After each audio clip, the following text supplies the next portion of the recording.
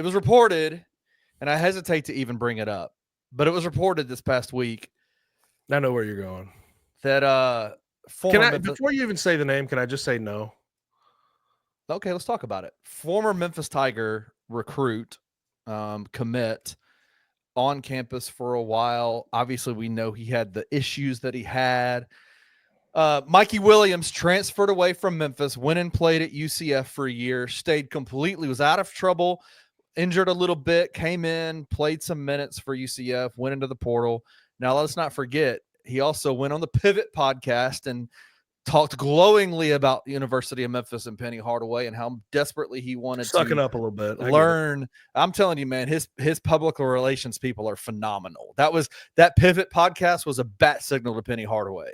Like, come and get me, bro. And so it's been reported that Penny Hardaway and Mikey Williams are in contact with each other. What are your thoughts on that? My general thoughts, no.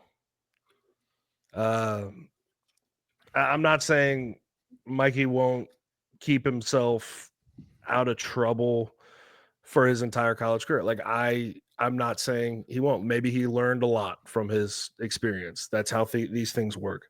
Right. My general thoughts, no, but I will say, like, I think context matters, right? Like, if you're bringing in Mikey, and you're telling him and he agrees that, like, you're going to have to earn playing time, sure. But knowing their relationship and knowing how much Penny likes his skill set, I don't know if that's particularly the case. Yeah. But in the end of the day, my general thoughts, no. Like, don't get into the drama. Whenever you stay drama free, you have a good season. Look at 2022, 23 in this season. But if you feel super confident about the context with which he's coming into this program, then I guess okay. But, like, I would just stay away from it. If I were in Penny's shoes, I'd stay away from it. But I'm not. I'm not in his shoes. I'll go devil's advocate on this. Clearly, he made a mistake while he was living in San Diego. The storylines behind it help me understand a little bit about what he was probably feeling in that moment. Now, it doesn't take away from the mistakes that he made, right? Mm-hmm. But that's been adjudicated. That's been dealt with. That is behind him. He has stayed out of trouble for this entirety of his freshman year at UCF. Played ball, was out there when he was available to play due to injury. Was he great? No. So like, I think more so. Think he's been humbled? Like, that's the real question. And so I think this is what makes me interested in this situation is there's clearly a level of affinity for on both sides, right? Mikey and Penny both have an affinity towards each other. Mikey has stayed clear of the drama this year. You didn't hear a single thing about him getting into any kind of trouble.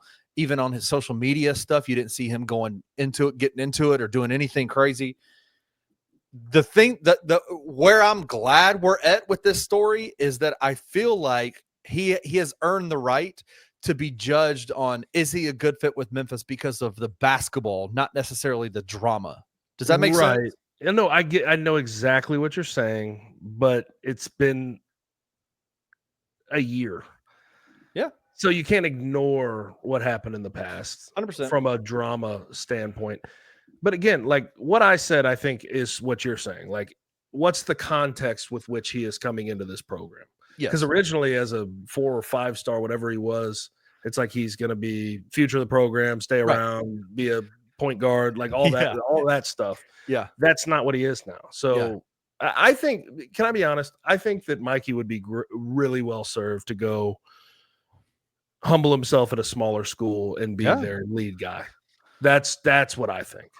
Well, I think the basketball would dictate that he would probably come in if he were to come to Memphis. And that is not, he's not even coming on a visit. He's not doing anything like that. Right. If he were to come here, he would be the third guard behind PJ Haggerty and Dante Harris, right? Like, if he goes to like a smaller school, that's the true rehabilitation process that we go through these days. And like coaches go through that. Like, look at Will Wade at McNeese State and like Rick Pitino at Iona. And like, I think that would be the best thing. And then if he balls at a smaller school this offseason, you may have an in with him. Yeah. Right. Because I don't think there's any other schools, with the the gravitas of UCF or Memphis that are going to really recruit him this cycle. Right. I'm interested. Like I really do. Like I want to give the kid, not because I don't have any like vested desire to see him at Memphis. I think there's a part of me that goes, I want to see him succeed. Right. Sure. Like I want to see him be successful. I don't like seeing guys who have their bright shining stars just fall off the face of the earth. Nobody wants that for him. And do it to themselves. Like, I don't want to see that. And I will say this too. Let's be honest about the situation. Like the first time around, Laird Veach eventually, and like that athletic department said, nah, like it isn't worth it.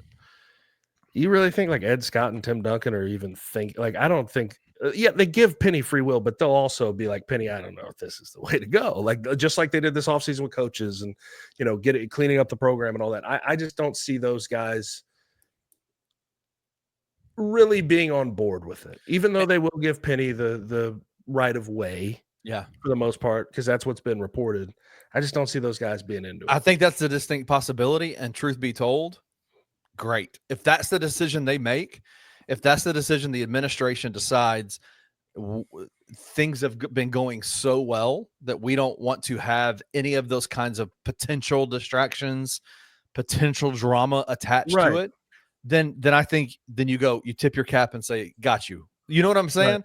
I don't think having these preliminary conversations is a bad thing, because I hear you. I think everybody deserves to have the chance to do something with their lives. When you're building a roster from the ground up, like everything should be on the table, but 100%. Just be wary of your decisions.